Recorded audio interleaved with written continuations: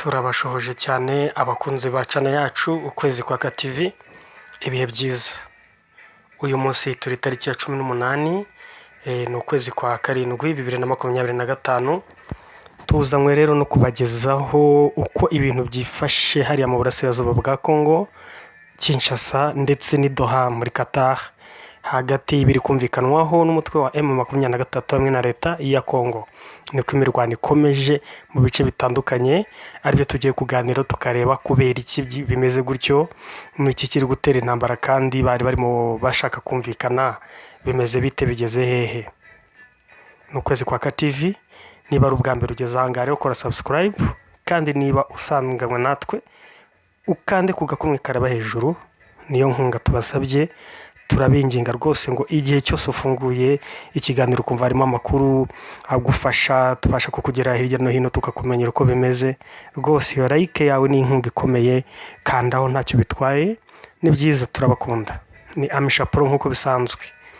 Ejo rero ku itariki ya 17 Nyakanga 2025 habaye imirwano ikomeye muri Repubulika Iharanira Demokarasi ya Congo hagati y'inyeshyamba z'umutwe wa M23 n'igisirikare cya Congo FARDC gifatanyije na Wazalendo n'abandi bafatanyabikorwa babo. Byabereye he, byagenze gute? Nko mu ntara ya Kivu y'Amajyepfo, mu bice bya Bukavu ku muhanda wa Route Nationale 5, ni uriya muhanda nyine umanuka uva Goma ukajya Bukavu gakomeza za Uvira, neza mu karere ka Walungu. M23 yateye ibirindiro bya Wazalendo mu mujyi wa Nyangezi, bararwana birakomera. Nkuko tubikesha ikinyamakuru Critical Threats cyavuze yuko no ku itariki ya 10 nabwo Nyakanga M23 yari yagabweho ibitero n'ingabo za Congo ahitwa Ikabari. Ikabari hakaba hagenzurwa na M23, aho ngo barwaniye kuri Route Nationale RN2. Wazalendo rero ngo yararwanye ivumbi ratumuka. Rero no mu rwego rwa cyangwa se mu gice cya Nord Kivu, Kivu y'Amajyaruguru, mu karere ka Rucuru, mu gice cya Bwisha, habaye imirwano nanone ikomeye hagati y'igisirikare cya M23 na Wazalendo kuva kuri 14 kugera kuri 16 Nyakanga, cyane mu midugudu ya Nyamirima. Rero uko barwana aho ngaho niko n'ibikorwa bya politike bikomeje. Urugero nko ku itariki ya 16 na 17, nuko kwa gatatu no kwa kane, Kigali habaye inama y'abaminisitiri yavugaga yuko u Rwanda rwemeye amasezerano yasinyiwe i Washington DC ku itariki ya 16. U Rwanda rwarayemeje, rwemeza neza yuko kandi hari indi myumvikano iri kubera i Qatar hagati ya M23 n'igisirikare cyangwa se na leta ya Congo. Tariki ya 17 kandi Nyakanga habaye inama hariya izwi nka Qatar, aho u Rwanda, Repubulika Iharanira Demokarasi ya Congo n'umutwe wa M23 barimo bagerageza gushyiraho ibiganiro, bari ku mushinga w'amahoro nanone n'icyakorwa hagati ya M23 nyuma yuko bamaze kuyihagarika, bayisabye yuko yava mu bice byose yafashe, nayo ifite ibindi iri gusaba biki. Iki kinyamakuru cyitwa Critical Threat cyakomeje kitubwira impamvu n'ingaruka zikomeye z'imirwano. Urugero nk'ubu M23 urabizi ko yari isanzwe ifite za Bukavu kuva mu kwezi kwa Gashyantare, ariko Wazalendo n'ingabo za FARDC bakomeje kuyihiga, bayikubita inyuma n'imbere, imihanda mikuru yose ugasanga ihuza Kivu zombi, ugasanga imvuru n'imirwano birahahora. Rero ibyishi M23 ibiburizamo, ariko nkuko maze iminsi mbibabwira, umujyi wa Bukavu ukaba wugarijwe cyane mu buryo bukomeye cyane. Hari Akabare rero hegereye Bukavu hakomeje imirwano kuva ku itariki ya 10 kugeza ejo kuri 17. Turaguma tubakurikirana tubamenyere ngo uyu munsi wo kuri 18 byifashe gute. Rero ibihugu byo mu karere k'ibiyaga bigari harimo na Amerika, harimo Qatar, byateguye ibiganiro byo kugira ngo barebe ukuntu iki kibazo cy'intambara cyahagarara.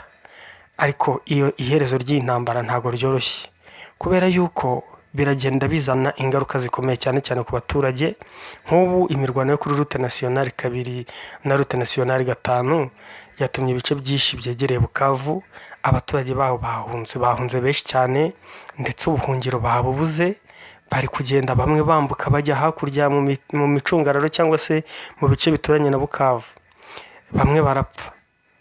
Imwe mu ngaruka ikomeye ni uguhungabana k'ubuzima bw'abaturage, imitungo yabo, cyangwa imwe iratakara indi igasahurwa. Ibintu bitoroshye cyane, bitoroheye aba baturage ba Kongo. Rero nubwo mu byegeranyo bya politike hari ibiganiro hagati ya DRC na M23 byashyizwe mu bikorwa ndetse hari n'amasezerano, ariko imirwano irakomeje. Ibiganiro bya Qatar bya gisirikare n'ibya politike biracyaganirwaho, ariko kugeza ubu icyegeranyo cy'amahoro nyakuri kiracyakenewe kugira ngo bagisinye hanyuma intambara ibe yahagarara. Abaturage baracyafite impungenge kuko bakomeje guhangayika no guhunga imirwano mu duce turi kuberamo iyo mirwano. Rero reka tubabwiye ngo guhera ku itariki ya 17 Nyakanga imirwano yakomeje hagati ya M23 n'ingabo za leta ya Kongo n'abazifasha aribo ba Wazalendo, cyane cyane mu bice hafi ya Bukavu, yaba muri Kivu y'Amajyepfo, muri Kivu y'Amajyaruguru za Rucuru n'ahandi hose. Imirwano ikaba ikomeje kandi ikomeje gutera impungenge. Rero ibi biribazwa mu gihe muri Kongo Kinshasa naho mu bya politiki ibintu bitoroshye. Nk'ubu hakomeje kuvugwa gushaka guhirika ubutegetsi bwa perezida wa Kongo Antoine Felix Tshisekedi. Akaba hari bamwe mu bagambanyi amaze gufata, barimo n'abajenerali bakomeye, bavuga ko bari bahawe amafaranga n'ibihugu runaka kugira ngo babashe gukora iyo coup d'etat no kumwica. Lieutenant Christian Chiwewe Songesha, uwo ngo muri buri kumwe na Tshisekedi, yahoze ari umuyobozi mukuru w'ingabo za FARDC, Chief of Staff, kuva muri 2022 kugeza mu Kuboza 2024. Yafashwe kuwa 8 no hagati y'itariki ya 8 n'iya 9 mu ijoro Nyakanga 2025 ku byaha byo gutegura kwica perezida ndetse n'ihonyora rikomeye ry'icyubahiro cy'ingabo. Nk'uko tubikesha iki kinyamakuru Wikipedia, kivuga ko bamwe mu bashinzwe ibikorwa bye bari mu buyobozi bw'ingabo nabo bavugwaho gufatwa, barimo Lieutenant Filemon Yavu na Major General Albert Mwenda Nyembo. Ikinyamakuru kandi sarambwe.com cyatubwiye ko hari n'ifatwa rya Colonel Adelat Mwiza, aide de camp wa Chiwewe, abamufashaga. Rero bikekwa kandi ko uyu bita Benjamin Katende, umuyobozi mu bwirinzi bwa perezida ngo Presidential Security Force, nawe yafashwe ku byaha bifitanye isano na coup d'etat yashakaga gutegurwa. Dore ubundi rutonde rw'abafashwe n'amaranka yabo. Uwa mbere ni General Christian Chiwewe, umwanya yari Chief of Staff kuva 2022 kugera 2024. Undi Lieutenant General Filemon Yavu n'umuyobozi mu biro bya perezida. Undi Major General Albert Mwenda Nyembo, umuyobozi muri FARDC. Undi ni Colonel Adelat Mwiza, aide de camp wa Chiwewe, hamwe na Benjamin Katende, official muri President's Guard. Rero ubuyobozi bwa Tshisekedi bwavuze ko hashyizweho igitutu ku basirikare bakekwaho ubugambanyi bashaka guhitana perezida, bakaba barimo babahata ibibazo ngo bababwire uwabatumye n'impamvu babikoze. Ubuyobozi bwa perezida Tshisekedi kandi bwavuze yuko abo bafashwe bitegura kugirira nawe umukuru w'igihugu n'ibikorwa bye bya politike n'umutekano. Ngo iki gikorwa cyafashwe nk'igice kigerageza riteganijwe ry'ibanga muri Kinshasa ryo guhirika ubutegetsi, ngo ariko babashije kugihagarika mbere yuko kiba. Rero muri Nyakanga 2025 bari abasirikare bakuru nk'uko tumaze kubabwira, Chiwewe, Yavu n'abari abandi twavuze bagerageje guhirika ubutegetsi muri Kinshasa bashaka kwica umukuru w'igihugu, harimo n'abafasha Chiwewe birumvikana. Nshuti z'ukwezi kwa TV, turaguma tubakurikiranira ngo bizarangira bite. Ubu ngubu ko imirwano ikomeje, imishyikirano ikaba irimo, coup d'etat zikaba zitegurwa muri Kongo, mu by'ukuri biragenda gute?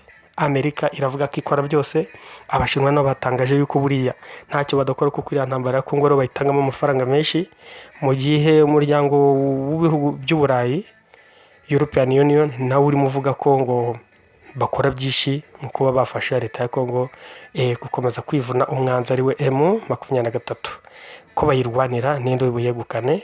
Ese Perezida Tshisekedi ashobora kwicwa kugira ngo amasezerano aburizwemo? Reka dukurikirana 5 kuri 5. Turi kumwe nta mukanya. Ciao.